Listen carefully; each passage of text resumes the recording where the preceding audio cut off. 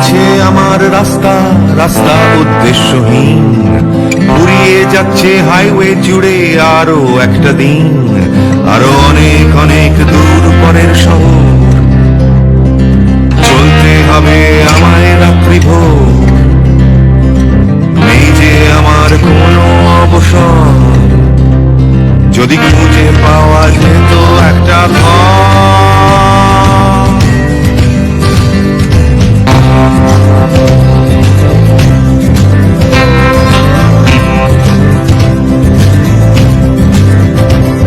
আমি বেরিয়ে পড়েছিলাম ফেলে হাজার পিছু টান, ছিল না গন্তব্য, শুধু ছিল অনেক গান। সেই গানগুলো আজ গেছে কোথায় পড়ে, আমার অজান্তেই রাস্তার ধারে। যদি খুঁজে পাওয়া যেত হঠাৎ করে, যদি খুঁজে পাওয়া যেত ঠিকানা, কেউ কোথাও আছে আমার জন্য অপেক্ষায়। আসসালামু আলাইকুম দর্শক, দেখতেই পাচ্ছেন হাজার হাজার মানুষ। এখানে কে কোন দেশে সেটা বলা যায় না, কিন্তু খাত্তাম হিসেবে বা যেটাকে বলা হচ্ছে হলো আপনার মুসাল্লা। এই মুসাল্লা মানে হচ্ছে হলো আপনার জায়নামাজও বলে বা অনেক সময় কার্পেটও বলে মুসাল্লা আর কি। সেইখানে এই যে এই সাইডটাতে আমি যে অবস্থান করতেছি, এটা হচ্ছে হলো বাংলাদেশি জোন। এখানে এই বছরকার হজে যত বাংলাদেশি হাজি হাজেরান আছে তাদেরকে মুজদালিফার এই মাঠে এইখানে এইভাবে অবস্থান করতে হচ্ছে। এখানে আমরা সারা রাত শুয়ে বসে আমরা জিকির আজগরের মাধ্যমে দিনটা অতিবাহিত করব। সকালবেলা যাওয়ার আগে আমরা ফজরের নামাজটা পড়ে আমরা মিনায় বড় জামারার উদ্দেশ্যে চলে যাব। এবং আগামীকাল যেহেতু কোরবানির ঈদ সারা বিশ্বে, তো আমরা হাজিরান হিসেবে বা হাজিরান হিসেবে আমরা কালকে বড় জামারায় 7টা পাথর নিক্ষেপের পরে আমরা তারপরে শরিয়া ব্যাংক, ইসলামিক ব্যাংক যেটা আইডিবি, সেটার মাধ্যমে যারা টাকা জমা দিয়েছি তারা সেখানে আমরা পশু আমাদের নামে টাইম ওয়াইজ কোরবানি হয়ে যাবে। তারপর আমরা চুল মণ্ডন করে ফেলব। আর এইটা ছাড়া যারা ব্যক্তিগত উদ্যোগে নিজেরা কোরবানি করবেন তারা তাদের নির্দিষ্ট স্থানে পশু কিনে সেই স্থানগুলোতে তারা যে তাদের পশুগুলাকে জবাই করবেন।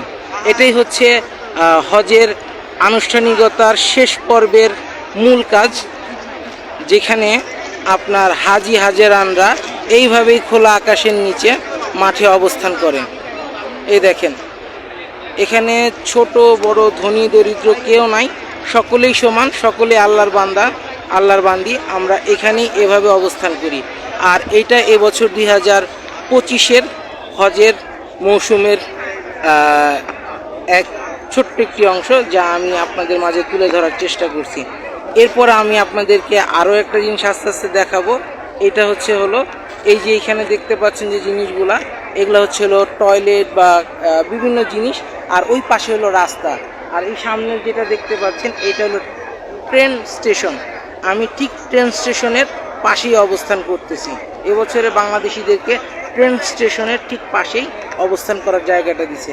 সকালবেলা আমরা এখান থেকেই উঠে ট্রেনে করে চলে যাব হচ্ছে হলো বড় জামারা, যেখানে আমরা পাথর মারব। দেখতে পাচ্ছেন সামনে একটি ময়লা ফেলার বাস্কেট, পাশে হচ্ছে আপনার অজু করার স্থান, ও সেই সাথে পাশেই আমরা ওয়াশরুম দেখতে পাচ্ছি। চলুন আপনাদেরকে ওয়াশরুমের ভিতরটা দেখাই। দেখতে পাচ্ছেন স্থায়ী ওয়াশরুম, এটা মোজাইক করা। এই যে এটা হচ্ছে হলো ওয়াশরুম। দেখতে পাচ্ছেন হাজিরা বিভিন্ন কাজে ব্যস্ত, কেউ শুয়ে কাটাচ্ছেন, কেউ মোবাইল দেখে, এবং আরও বেশ কিছু হাজিরা এখনো পর্যন্ত আসছেন। এইভাবেই মুজদালিফার মাঠটিতে হাজিরা রাত্রি যাপন করে ভোরের দিকে তারা মিনার উদ্দেশ্যে চলে যাবেন। দেখতে পাচ্ছেন দর্শক, ছোলা বুটের সাইজের কমপক্ষে 70টি পাথর কুড়াতে হবে। সেই রকমের পাথর ছোট একটি বাচ্চা কুড়াচ্ছে। কারণ 70টি পাথর কুড়ানোর ব্যাপারটা এই কারণে বলা হয় যে আপনি যেহেতু 3 দিন অবস্থান করবেন। বিশেষ করে হচ্ছে কাল সকালবেলা যখন 10ই জিলহজ আমরা পাথর মারতে যাব, সেই মুহূর্তে আপনাকে বড় জামারায় 7টি মারতে হবে। এইভাবে 11-12 মোট 21টি করে 2 দিন মারতে হবে 3টাতেই, ছোট মেজো বড়, আবার পরের দিন ছোট মেজো বড়, ঠিক সেই কারণে। এছাড়াও যদি আপনাকে অতিরিক্ত 13ই জিলহজ পর্যন্ত থাকতে হয়, সেই ক্ষেত্রে অতিরিক্ত পাথরের প্রয়োজন হয়। সেই জন্য অনেক হাজিগণ 70টির মতো পাথর নিয়ে থাকেন, বা কোনো কারণে শয়তানের প্ররোচনায় পড়ে অনেকে পাথর মিস হয়ে যেতে পারে। দেখতে পাচ্ছেন একজন ভাই বসে বসে পাথর সংগ্রহ করে বোতলে ভরে রাখছেন। আর পাথরের সাইজগুলো কিরকম হবে তা আমরা আপনাদেরকে দেখাচ্ছি। দেখতে পাচ্ছেন ছোট বাচ্চাটি কি সুন্দর করে পাথর তুলছে, দেখাচ্ছি আপনাদেরকে। তার হাতে সে দেখাবে আপনাদেরকে যে কোন সাইজের পাথরগুলোকে নিতে হয়। এই যে দেখতে পাচ্ছেন একেবারে ছোট ছোলার বুটের দানার সমান এরকম সাইজের পাথরগুলো মিনায় শয়তানের উদ্দেশ্যে জামারায় মারার জন্য ব্যবহৃত হয়। আর এই পাথরগুলো এখান থেকে সংগ্রহ করতে হয়, যা আমিও সংগ্রহ করেছি, আমার নিজের কাছে রয়েছে। তো ফজর হয়ে গেছে। ফজরের জামাতের নামাজটা আদায় করার পর এখন আমরা মিনার উদ্দেশ্যে চলে যাচ্ছি। মিনায় যে আমরা পাথর মারব। দেখতে পাচ্ছেন আমার সামনে দিয়ে অজস্র হাজিগণ চলে যাচ্ছেন। সবাই এখন ট্রেন ধরার উদ্দেশ্যে সামনের দিকে আমরা রওনা হচ্ছি।